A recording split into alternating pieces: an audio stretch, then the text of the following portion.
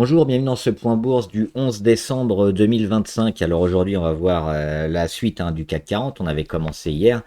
On fera les dernières valeurs. On regardera aussi quelques valeurs américaines. Un point sur les chiffres, notamment du chômage américain. Et un petit retour sur la Fed, avec la Fed qui a baissé ses taux. C'était attendu. On verra le bilan avec le dot plot. C'est les points qui représentent les voix de chaque membre et les prévisions surtout pour la suite. Et aussi le jeu avec des questions. Je rappelle qu'on aura des lots à gagner pour les meilleurs à la fin de l'année, à Noël. Voilà, avant de commencer comme d'habitude, je rappelle que les informations et analyses données sur cette chaîne sont données à titre indicatif et ne peuvent pas être considérées comme un conseil en investissement. L'investissement en bourse est risqué et vous êtes responsable de tous les investissements que vous faites. Alors on a eu des chiffres sur le chômage américain qui sont revenus et sans surprise, ils sont revenus plutôt élevés. On était à 191 000 euh, nouvelles inscriptions hebdomadaires au chômage. On attendait à 221 000 et on a eu 236 000. Donc une grosse hausse sur le chômage, c'est pas étonnant. Donc là aussi, ce sera certainement encore un point supplémentaire pour forcer la Fed à continuer à assouplir la politique monétaire, c'est-à-dire baisser encore plus les taux, notamment en 2026. Et on va voir les prévisions avant ces chiffres du chômage. Donc, sur les marchés américains, alors le CAC, on va le voir tout à l'heure, mais on est plutôt en hausse.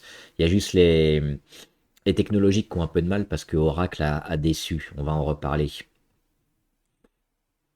Donc, le dot plot, qu'est-ce que c'est? C'est le graphique qui représente les points. Les points, c'est chaque membre de la Fed qui donne son avis, qui vote sur à la fois sur les réunions actuelles, mais aussi les réunions futures. Alors évidemment, c'est pas figé, c'est ce qu'ils pensent à l'instant T, avec d'autres chiffres.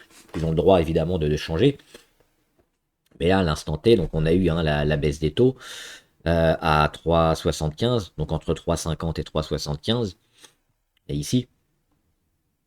Et donc, pour 2026, on aura certainement encore, on le voit, pas mal de chances d'avoir au moins une ou deux baisses de taux, d'après les projections de la Fed sur 2026. Et ça, c'était encore avant les chiffres du chômage qui remontent. Donc, grosse pression sur l'emploi américain. C'est bien pourquoi? C'est bien parce que plus on a de pression sur l'emploi, plus la Fed va se forcer à baisser les taux et on aura certainement de l'argent moins cher donc pour les entreprises, pour se refinancer, pour se restructurer. Et donc le marché action aime bien. On a notamment le Dow et le CAC qui montent bien aujourd'hui. On va le voir là. Le CAC qui prend 0,79, presque 0,8, donc toujours plutôt haussier à moyen terme, on le voit, depuis le mois de juillet. On n'est pas loin de retrouver nos plus hauts, et ça devrait être aidé avec ces chiffres américains. Le Dow est également bien parti. On a juste une déception sur le Nasdaq parce qu'il y a notamment Oracle. Alors il fait pas partie des 8 magnifiques Oracle, mais il fait partie des grosses valeurs technologiques. Il a un peu déçu. C'était pas catastrophique quand on voit les chiffres d'affaires. On attendait 16 milliards 19, on fait 16 milliards 10. Et le bénéfice par action, il est battu. On espérait 1,64 $, on fait 2,26 $. Alors peut-être que les perspectives, j'ai regardé que les chiffres, j'ai pas regardé les perspectives étaient peut-être pas forcément énormes, mais alors déjà sur le chiffre d'affaires, on espère encore 16,87 sur le premier trimestre, le dernier trimestre, pardon, le prochain. Donc c'est plutôt toujours en croissance, mais le marché a pas trop aimé. Visiblement, il s'attendait à beaucoup mieux. Et la sanction, c'est 13% de baisse. On va aller voir Oracle. Donc pas mal de technologies qui souffrent un peu aujourd'hui. Là aussi, c'est peut-être un peu exagéré sur Oracle. Donc les résultats, on les a. On le voit, les derniers résultats, ils étaient largement achetés. C'était ici le 10 septembre. Et donc là, c'est l'inverse. Ils sont vendus avec un gap 13% ici. On est toujours dans cette zone plus ou moins support, autour des 196.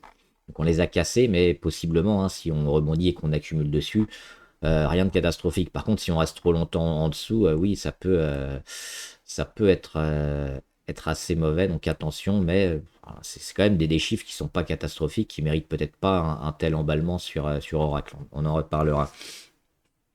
On va reparler aussi, avant de finir avec les valeurs du CAC 40, on va faire les valeurs intéressantes.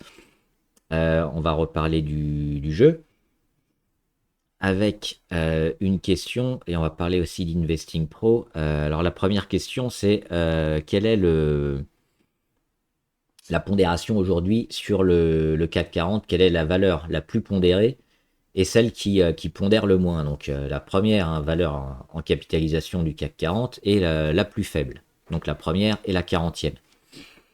Et on va voir aussi sur Investing Pro, hein, je rappelle qu'il y a des promotions en ce moment, vous avez jusqu'à moins 55% de réduction sur l'abonnement et encore 15% en passant par la chaîne, donc ça peut être intéressant, hein, ça permet d'avoir notamment les outils avec des abonnements au mois ou à l'année pas très chers pour le coup. Moi c'est les outils que j'utilise.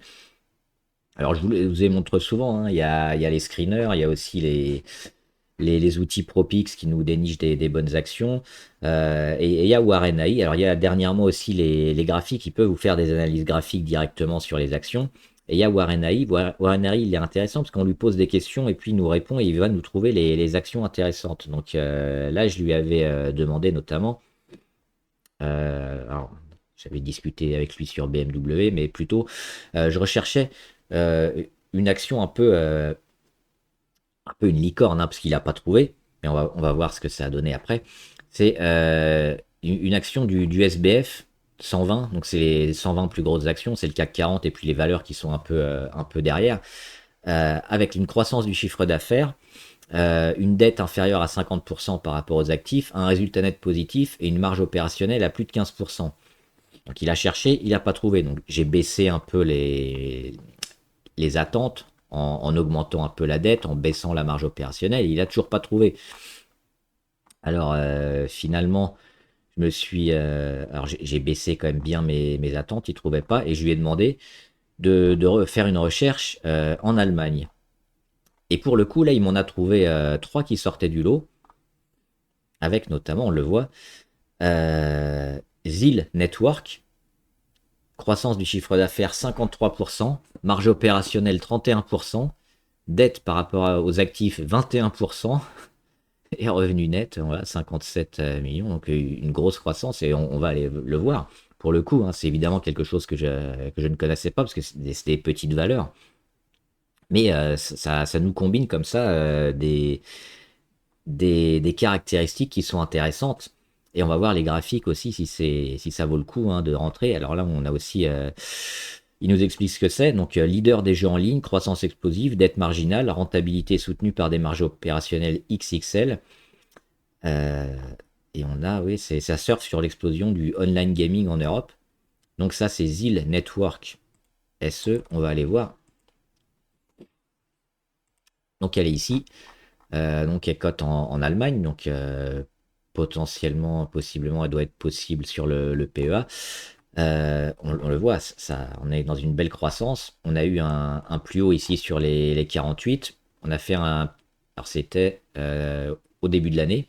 On est revenu dessus, un mois de juin-juillet, on a eu du mal. Et puis là, dernièrement, on va la remettre. Et puis là, dernièrement, on a fait un gap, c'était le 19 septembre, gap haussier, et on revient sur notre ancienne zone des 48. On accumule, et on voit cette petite phase de congestion. Alors, on a fait une grosse mèche haute, mais sinon, on congestionne autour du support. Donc, finalement, on se rend compte que ZIL Network, c'est plutôt intéressant ici. Et on attend que le redémarrage. On n'est pas loin de la moyenne à 200. On est toujours dans une tendance bien positive. Donc, intéressant, je pense. Peut-être même maintenant, ou alors dans quelques jours si ça repart. On le voit, hein, les fondamentaux super solides sur ZIL Network. Et on peut aller regarder aussi les autres. Il y avait Friedrich Vorwerk Group. Alors en allemand, hein, je suis pas très bon.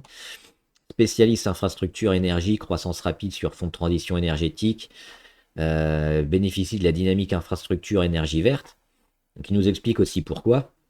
Là aussi, on voit la croissance du chiffre d'affaires à plus de 51%, des marges opérationnelles à 15%, une dette alors quasi nulle pour le coup, 6,3%, et un revenu net aussi intéressant, croissance et discipline financière. Donc on va aller voir le graphe sur Friedrich, donc on l'a pris ici. Et on le voit, hein, le graphique aussi impressionnant. Avec, alors éventuellement, on avait ce petite zone à 66 là qui est repartie une fois. Pas sûr hein, qu'on y retourne parce qu'on est déjà en train de repartir. Là. On a retapé l'oblique. On a fini la petite consolidation et on semble repartir. Donc à voir, parce que là on n'a pas fini hein, potentiellement le deuxième pullback. Donc éventuellement si on a ça et qu'on repart, on peut acheter là vers les 74 ou sinon on va accumuler ici et repartir. Mais ça semble aussi super favorable, hein. On voit les fondamentaux assez exceptionnels sur cette valeur-là pour jouer dans le secteur énergétique. Donc on a les jeux, on a le secteur énergétique et puis on avait également, il est où? Il est là. TradeGate. Alors là, c'est pour la bourse, hein, ça profite du boom du trading individuel et institutionnel. C'est une plateforme de trading, marge opérationnelle les plus élevées du trio, elle a 38,6% hein, de marge opérationnelle, c'est énorme. La croissance aussi à plus de 39% sur les chiffres d'affaires, les dettes sur actifs à peine 10%. Donc, alors là, le graphe est un peu moins bon, donc alors, je ne l'ai pas trouvé ailleurs. Pourtant, elle est sur Francfort, mais on le voit, il y a pas de volume. Donc, éventuellement, il faudrait la trouver ailleurs qu'ici, hein, TradeGate. Parce que là, on n'a pas de liquidité en fait. On peut éventuellement se réintéresser à la valeur, mais sur une autre place avec plus de liquidité. C'est pour ça que celle-là, on va la mettre entre parenthèses et je vais pas trop la conseiller en général pour ces soucis de liquidité. Mais les deux premières, évidemment, sont super intéressantes. Donc, hop, on revient sur Warren AI, qui nous a trouvé ZIL Network et Friedrich Vorwerk Group. Donc, c'est TIMA, TIMA ou VH2, les Takers. Voilà, on va faire aussi le CAC 40 avec. Donc, on était resté. On était resté où? Je crois qu'on avait fait Hermès. On était resté sur Hermès, hein, plutôt positif, ça devrait bien repartir avec le luxe. Kering, alors moi je l'ai dit ici, depuis les résultats sur Kering, on est négatif, hein, si vous suivez régulièrement la chaîne. Les résultats, on est venu sur des plus hauts et on commençait à valoriser énormément. Certainement trop parce qu'on avait fait un gros rebond et puis on connaît hein, le problème de Kering, c'était des marges un peu moyennes. Il a profité quand même de sa faible valorisation, du retour un peu du luxe pour revenir sur les 350, mais depuis, ça baisse. Moi, j'avais comme objectif de les retrouver sur les 237. On a fait déjà plus de la moitié du chemin. On est revenu sur le support à 297 et on l'enfonce un petit peu et on le voit, on a du mal à dépasser. Et là, on est sous le support et sous la moyenne à 20 aussi. Donc, il y a toujours une pression baissière sur Kering et je suis plutôt négatif court terme. Hein, sous les 297. Et je la verrais bien revenir sur les 237 avant de réagir. Donc attention, Legrand, elle a bien perdu après les résultats. Elle s'est un peu stabilisée par rapport à Schneider qui, elle, n'avait pas explosé. Donc on a un réajustement des deux valeurs qui commencent à revenir sur leur prix juste. La tendance devrait, on espère que les chiffres sur les data centers hein, soient meilleurs et permettent à Legrand de confirmer les relais de croissance. Maintenant, techniquement, on est toujours, on le voit, sur une tendance assez forte et on a potentiellement une zone ici sur les 113 de comblage de gap et autour de la moyenne à 200 de rachat si on y revient. On est déjà sur une zone intermédiaire là de possible rachat alors qu'on a cassé un petit peu aujourd'hui. On va éviter quand même de se placer, je pense, sur le grand. La laisser finir de baisser. Alors, c'est pareil, c'est pas le plus pertinent. On va certainement l'enlever dans 1 ou 2 jours, mais on verra. Si on baisse beaucoup, il sera peut-être validé par le marché. Donc attention sur le grand, mais possible zone de réaction bientôt dans l'ellipse. L'Oréal, le luxe qui est en train de revenir, on le voit hein, sur des belles valeurs comme Hermès et LVMH. L'Oréal, on partit un peu, on les met dans le secteur luxe quand même. Euh, ça, alors on avait cette tendance hein, ici depuis le mois de novembre. Boum, on est allé taper les plus hauts au mois de septembre. Ensuite, on consolide plus ou moins sur la moitié et puis sur des zones support, hein. On le voit ici, octobre 2023, octobre 2024, un an après. On a fait résistance janvier 2025, mars 2025. C'est les 360 en gros. On est revenu dessus, on rebondit, on est revenu dessus, on rebondit, on est revenu dessus. Alors on l'a un petit peu enfoncé, mais là on recasse. Donc c'est une zone qui certainement hein, va permettre de finir la fin de deuxième conso là, pour continuer sa tendance favorable, hein, portée par le luxe et le retour de la consommation sur les produits L'Oréal. Donc moi je suis toujours plutôt positif. Et si on veut rentrer, ben, on surveillera certainement hein, une cassure ici des 380 et 375 en gros, hein, c'est par là pour se placer. Moi je suis déjà sur L'Oréal. LVMH s'en sortent bien. LVMH, hein, ils reviennent beaucoup mieux que les autres. Alors eux aussi aidés par un niveau de valorisation super faible hein, sur cet acteur du luxe, mais les résultats ont été encore achetés dernièrement hein, avec un gros gap. Et la consolidation qu'on voit à un niveau MACD, consolidation, et le cours il fait quoi? Il consolide à plat, il consolide même légèrement en hausse. On a possiblement une divergence haussière là, donc à voir peut-être hein, un retour, voilà, un retour d'une dynamique positive sur LVMH. En tout cas, c'est un gros signe de force cette consolidation qu'on a sur le cours MACD et qu'on a finalement pas trop sur le cours, parce qu'on est toujours à plat, voire légèrement haussier. Ça peut permettre de repartir. Et si les chiffres sur le luxe arrivent, que ce soit aux États-Unis ou en Chine, qui sont encore plutôt bons et meilleurs qu'avant, les VMH ils vont repartir. Donc plutôt intéressant aussi cette valeur toujours favorable. Maintenant, le vrai signal et la vraie dynamique court terme, on l'a pas parce qu'on voit qu'on est toujours en consolidation, mais justement c'est cette fin de consolidation qu'on attend pour voir la dynamique arriver. Michelin, assez moche Michelin. On le dit depuis un moment hein, sur Michelin.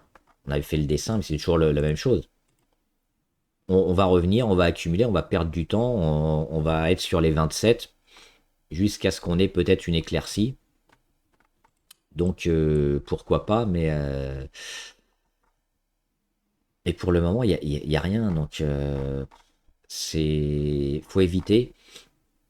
Le marché auto, on a eu quelques valeurs du secteur auto qui revenaient un petit peu, donc pourquoi pas, mais ça semble encore assez faible ce niveau-là. Je crois qu'on peut encore aller dans l'excès peut-être un peu plus bas. C'est pour ça qu'il faut faire attention. Ce qu'on peut espérer, c'est justement que ce support y tienne, qu'il tienne longtemps, et qu'on commence à repartir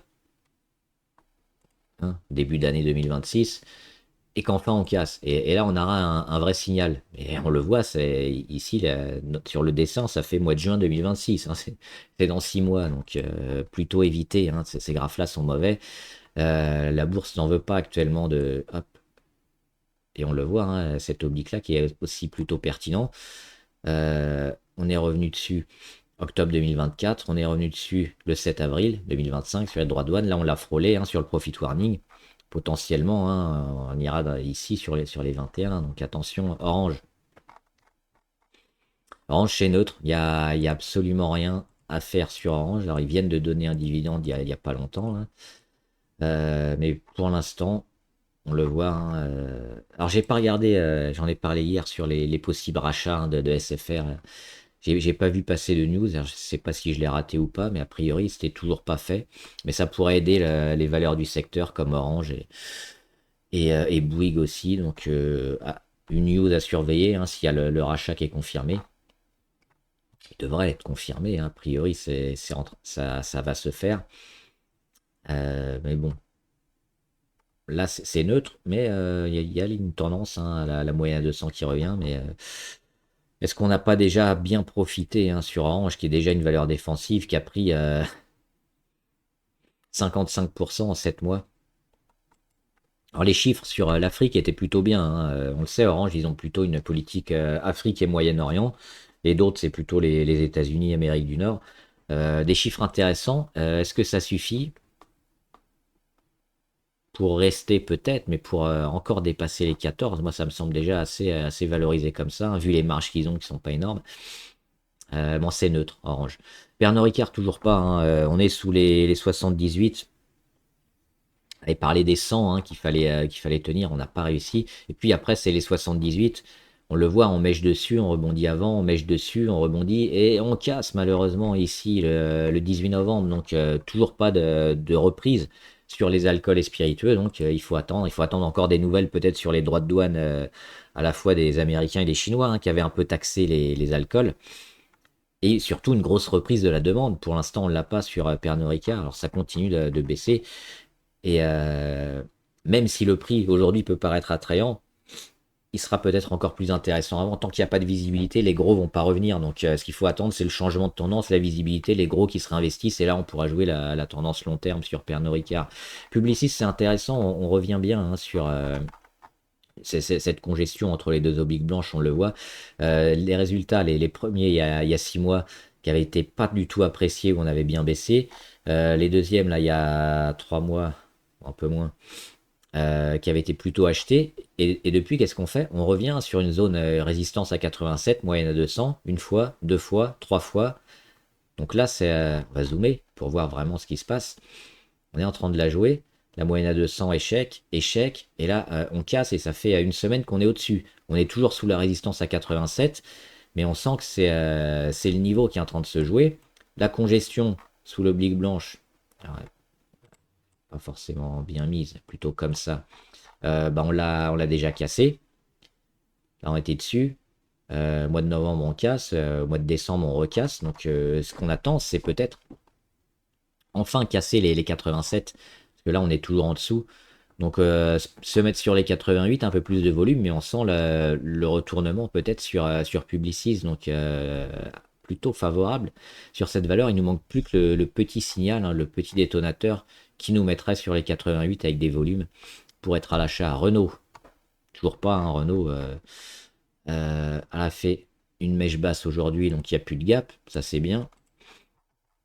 Alors, on a quand même une petite tendance dans un canal haussier qui se matérialise depuis quelques mois, on le voit ici, mais c'est moche, hein. Sur Renault, il y a d'autres valeurs qui s'en sortent beaucoup mieux, sur le secteur auto, sans parler des chinoises. Donc ouais, c'est pas trop intéressant, je trouve, Renault, hein. Même à ce prix-là, il y a toujours un risque. Il n'y a pas de grosse dynamique de secteur. Il y a une petite dynamique de secteur, mais Renault, elle en profite pas tellement, hein, finalement. C'est long et c'est lent, c'est pas fort.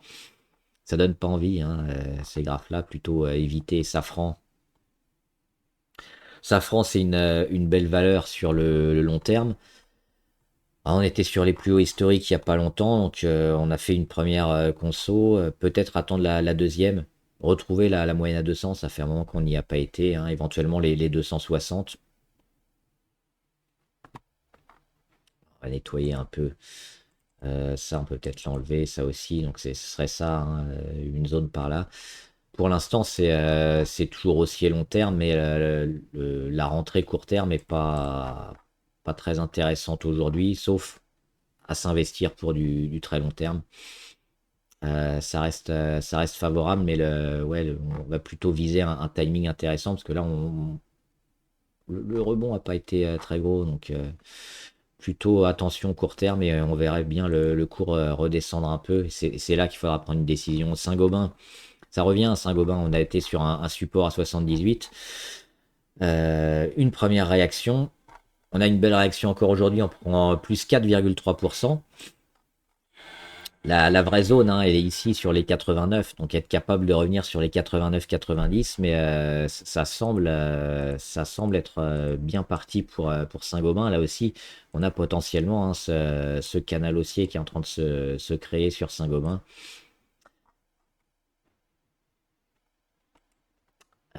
plutôt intéressant.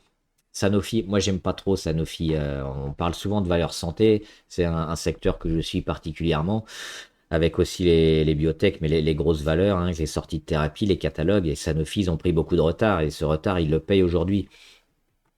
Alors oui, gap haussier ici le 1er octobre, mais bon, on revient sur la moyenne de 200, on fait un échec, on reteste, et on n'est pas resté bien longtemps, hein. On revient déjà sur le support à 82. C'est pas terrible ce que fait Sanofi. Pour moi, il faut éviter ces valeurs-là. Elles sont concurrencées par d'autres valeurs bien meilleures, qui ont un catalogue bien plus intéressant, qui ont plus de marge, qui ont plus de tout, quasiment. Euh, je vois pas trop l'intérêt actuellement de rentrer sur Sanofi, à moins qu'ils nous sortent une belle nouvelle et que là, on puisse repartir et viser les 100 et plus, mais même sur les 100, chaque fois qu'on dépasse, c'était de quelques euros. Il n'y a pas beaucoup de bonnes nouvelles sur Sanofi. Et même techniquement, hein, il n'y a pas trop de signaux favorables. Schneider Electric, Schneider qui, alors, pour le coup, ils aiment bien les 230, hein, parce que c'est vraiment la zone.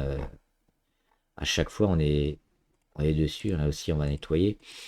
Les derniers résultats du mois d'octobre ont été un peu vendus, mais on a rebondi sur la moyenne à 200. On est revenu sur le support, hein, à 230. Mais ce qu'il faut, c'est voir plutôt sur le moyen terme, hein, depuis DeepSeek, la grosse consolidation avec le creux 7 avril et surtout, hein, le faux départ ici au mois de juillet et le vrai départ au mois de septembre avec ce retournement qui est en train de se faire, donc le breakout avec la cassure ici de l'oblique court terme autour du 11 septembre, donc le breakout, le pullback, accumulation moyenne à 200, et là on reprend notre tendance qui devrait être haussière, donc favorable sur Schneider Electric. Là aussi on surveillera les chiffres des valeurs de la tech et potentiellement des data centers, mais Schneider, hein, elle est quand même plutôt largement gagnante sur ce secteur-là a priori, et son secteur d'origine aussi qui fonctionne bien, donc c'est pas très cher aujourd'hui Schneider, hein, autour des 230, on est à 239. Moi, je suis dessus depuis un moment et j'attends toujours d'aller, hein, casser ces 280 et plus. Société Générale, bah, ça continue. Les bancaires qui performent, hein, les secteurs bancaires qui achetaient majoritairement. Donc, je suis évidemment parti de mon short, hein, ça continue de progresser. J'aurais peut-être dû aussi, en quittant le short, finalement prendre une position à la hausse. Je ne l'ai pas faite. Je l'ai pas fait. Mais c'est haussier pour le coup, hein, à nouveau, au-delà des 58. On a une tendance plutôt intéressante sur la plupart des bancaires. Stellantis peut-être plus intéressante que Renault parce qu'elle a perdu beaucoup en termes de valorisation. On était vraiment au tapis. Et puis on sent peut-être plus un redémarrage sur les chiffres, notamment nord-américains. Donc là, ça pourrait être intéressant. Et puis là aussi, techniquement, on le voit depuis 3 mois avec ce retour sur moyenne à 200 et puis on est en train de la casser à la hausse, à la baisse, à la hausse, à la baisse et puis là on accumule au-dessus. On fait aussi un gap haussier récemment. On comble l'ancien gap baissier des 10,4. Ça ressemble à une fin d'hémorragie sur Stellantis. Donc potentiellement c'est une valeur à jouer, mais une valeur type recovery. Recovery, attention, quand on est malade, on peut retomber malade assez vite. Donc, c'est pas un investissement, on va dire, sûr, mais bah, des fois, il y a des gros pourcentages à faire sur ces valeurs-là. Donc, potentiellement, oui. On a peut-être aussi un retour ici sur les 8,8 et le comblage de gap avant de repartir. Mais ça semble bien. On le voit, hein, canal baissier, puis depuis, hop, sur Stellantis, on est comme ça, hein. Nouveau canal haussier là pour aller vers les 12,8. Quelques pics de volume aussi intéressants. Donc elle donne des signaux assez favorables. STM, toujours plutôt favorable aussi sur STM, hein. Alors la tech a pris un petit coup là, sur le museau, mais sinon, on a ce support qui nous semblait intéressant sur les 21,9. On avait bien enfoncé, mais finalement on a bien réagi. On n'arrive pas à repasser au-dessus. Pourtant, STM, hein.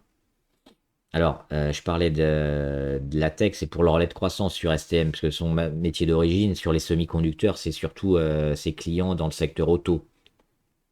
Donc, il faudra avoir les deux qui soient bien orientés. Alors, secteur auto, on l'a vu, il y a un petit rebond. Secteur tech, on est toujours plutôt favorable, mais il y a des incertitudes dues à la valorisation un peu élevée de pas mal de valeurs. Mais là, on a quand même beaucoup baissé hein, sur STM, et puis on sent que les rachats sur les 21,9 se font, et il n'y a pas trop de vendeurs. Là, on était quoi? C'était le 7 avril, donc forcément, hein, c'était le plus bas qui était un peu n'importe quoi. On devrait continuer d'accumuler et repartir, a priori, hein, sur STM. Thales, qui est revenu sur un support plutôt favorable, là, les 225. Aussi, on va nettoyer. Hop.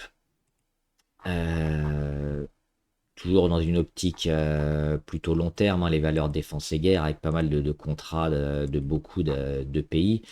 L'augmentation des dépenses militaires et le civil aussi qui prend une part importante. Inversion de tendance quand même, il y a une semaine, retour sur le support et retour au-delà de la moyenne à 20. Donc on n'attend plus que casser cette petite oblique blanche pour peut-être relancer la dynamique. On le voit, hein. On est dans un range sur pas mal de valeurs défense et guerre avec les plus hauts qui étaient cet été et le support qui était au printemps dernier quand on a explosé. Donc depuis on évolue entre les deux. Et ça semble intéressant d'acheter justement le support hein, du mois de mars 2025. Et là, on y est revenu sur les 225, donc Thales plutôt intéressant. Là aussi, ça devrait continuer la hausse à court terme. Total Energy. Alors pour l'instant, c'est pas flagrant hein, la cotation à New York. Oui, les Américains ne sont pas rués dessus. On a eu une petite baisse aussi du Brent là aujourd'hui ou hier hein, qui n'a pas aidé. Alors Total, il résiste quand même plutôt bien, mais je pense qu'il faut rester quand même encore quelques semaines pour Total, d'autant que techniquement, elle a donné des signaux favorables sur cette cassure de tendance vraiment négative qu'on a depuis les plus hauts mois d'avril, le rebond au mois de mars, et on l'a cassé ici. Donc là, on est dans cette période où finalement, des fois, on a même le retour hein, sur l'oblique rouge. Donc, toute cette zone de travail, elle reste plutôt logique et elle n'invalide pas l'entrée qu'on a eue ici le 11 novembre. C'est du travail normal. Une fois le breakout passé, qu'est-ce qu'on fait? On fait le pullback. Donc là, il fait le pullback depuis le 4 décembre. On voit que ça descend pas trop. Après le pullback, qu'est-ce qu'il y a? Il y a la congestion normalement. Donc une fois qu'elle aurait fini le pullback, hop, on va congestionner, perte de volatilité, et on attend quoi? Boum, le redémarrage qui là risque d'être beaucoup plus fort. Donc sur Total, je pense qu'il faut rester, mais à court terme, on devrait peut-être encore baisser un petit peu ces prochains jours. On espère que les Américains commencent à acheter un peu plus Total, hein, parce que c'était le but à la base de côté à New York, c'était pour valoriser beaucoup mieux Total. Et là, il y a moins de frais hein, pour les Américains. Donc achetez Total. Unibail, une belle résistance à 92, échec, échec, échec, échec, échec, échec. On y revient de plus en plus souvent, de plus en plus fréquemment. C'est ça qu'on attend, une belle cassure des 92 pour se servir des 92 plus comme résistance mais comme support et continuer à la hausse. Euh, on voit qu'il n'y a plus trop de volatilité aussi, hein, parce que les plus bas ils sont de plus en plus hauts, les plus hauts ils sont sur le même niveau. Donc il y a un moment il va falloir choisir parce que le triangle il n'est pas éternel. Donc à surveiller, mais on parierait plutôt sur une cassure à la hausse. Veolia, on avait donné un signal d'achat, hein, c'est pas cher Veolia vraiment, la bourse ne l'aime pas trop. Le retour autour du support à 28,2 s'achète. À chaque fois, on le voit en mèche en dessous, c'est racheté, on fait des mèches parce que c'est vraiment pas cher. Hein, 28,2,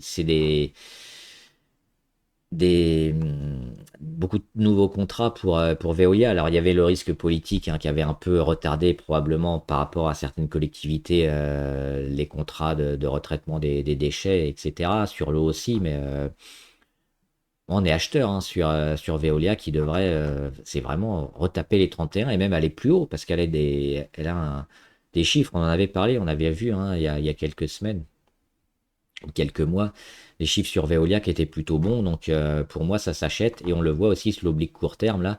On l'a déjà cassé ici sur un faux départ. On n'est pas loin de le recasser. Donc pour moi, c'est favorable et c'est à acheter. Enfin, Vinci. Pareil, hein, Vinci, risque politique un peu exagéré. On passe de 130 à 112. Voilà, c'est un signal d'achat, retour sur moyenne à 200. Et puis qu'est-ce qu'on voit? c'est de plus en plus haut, hein.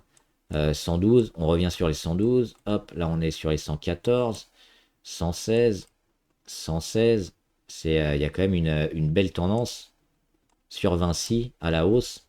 C'est pareil, là on a fait quelques petits faux départs, mais pour moi c'est largement acheteur Vinci. Il faut en profiter maintenant, parce qu'on devrait casser aussi les 130 en 2026. Et le jeu, une deuxième question pour le jeu, ça sera Rheinmetall. Quel va être le niveau de clôture de Rheinmetall mercredi soir? Donc il faudra répondre, hein, évidemment avant la vidéo de demain. Le niveau de clôture de Rheinmetall en euros mercredi. Et alors je crois qu'il n'y avait pas de valeur abonnée, sinon je les ferai demain avec les autres. On est quel jour là? On est mercredi ou jeudi? On est jeudi. Ouais, ça c'est celle de la semaine dernière. Donc, et on va juste finir avec les Batman. On avait parlé des Batman hier. On avait fait le début. On va faire la suite. Broadcom, c'est les résultats ce soir. Donc, on en parlera demain. Pour le coup, là, c'est pas très intéressant. Meta Platform, toujours intéressant. Meta Platform, ils ont eu des résultats largement vendus. On revient sur la moyenne à 200. On fait échec. Donc, petite zone de résistance sur les 680. Et donc, on va construire entre 600 et, ouais, c'est ça, 600 et 680, avant peut-être un redémarrage. Moi, je trouve que les résultats ont été trop sévères sur Facebook, hein, qui a des bons chiffres et qui est en train de se développer énormément dans l'IA. Et ils avaient aussi débauché pas mal d'ingénieurs, hein, dernièrement, Meta Platform. On sent qu'on construit l'avenir. Euh, Techniquement, attention évidemment. Maintenant, si on revient sur les 680, si vous voulez acheter avec plus de prudence, c'est ça. Attendre le retour sur les 680 et puis cette zone-là, hein, 680-700, avec la cassure de l'oblique sur les plus hauts là. Mais bon, là, entre-temps, hein, on va construire. Mais moi, je suis plutôt favorable sur cette valeur, hein, qui devrait bien repartir. Microsoft aussi. On est acheteur sur Microsoft parce qu'on a fait la conso sur support. C'est ça qu'on aime bien, hein, les supports bien marqués dans le temps. Les 463 qui avaient lâché au mois de juin. Résultat, boum. Résultat, double échec. On revient dessus. Ça s'achète. Donc, on le voit, hein, on a méché là le 25 novembre. Le 25 novembre, c'est un signal d'achat. Et derrière, on verra ce que fait Microsoft. Mais pour moi, c'est une valeur qui devrait revenir sur les 554 et les casser en 2026. Donc des nouveaux plus hauts. Et peut-être une dynamique aussi bien plus forte. Ça fait déjà 15%, mais je pense qu'on peut faire beaucoup plus, hein, sur Microsoft. Nvidia, bah, qui pâtit un peu d'Oracle. On verra les résultats de Broadcom ce soir. On parlait, hein, de cette zone-là super importante. Bah, pour l'instant, ça fait résistance. Donc, on va continuer d'attendre sur Nvidia. Petit faux départ. Mais on le voit, la baisse, ouais, 2,9 est pas énorme, hein, pour le moment. Et enfin, Tesla. Alors, Tesla, belle valeur. On attend un peu les catalyseurs. Il se pourrait que les constructions, hein, de robots en soient un. Il faudra voir plus que l'automobile, évidemment. C'est en train de se développer beaucoup en Chine, hein, mais Tesla, ils ont aussi investi énormément là-dedans. Donc à voir sur les annonces. On a aussi le cybercab qui se développe. C'est ça qu'on attend. Est-ce qu'il ne faut pas attendre aussi que le cours finisse gentiment sa consolidation, retrouve un cours un peu plus bas, parce que là j'ai trouvé un peu cher peut-être aussi Tesla. Alors en termes général, c'est très cher. On achète la perspective et un business model un peu unique, hein, quand on est sur Tesla. Donc, mais je les verrais plutôt là, hein, moi, sur les 360 en gros. Parce que là, 460, c'est pas idéal. Donc, ce que j'aimerais bien, c'est ça. Et puis là, début d'année prochaine, peut-être sur des annonces, un redémarrage. Et là, on aura une dynamique intéressante. Là, c'est un peu cher, Tesla. Voilà. J'espère que la vidéo vous a aidé. N'hésitez pas à me dire ce que vous en pensez. Jouez au jeu. Profitez aussi des produits, hein, sur Investing. Et puis éventuellement hein, rejoindre sur les vidéos membres que je poste régulièrement en soutenant la chaîne et en soit les membres premium ou premium plus où il y a le Discord aussi où on discute. Voilà, bon trade et à plus.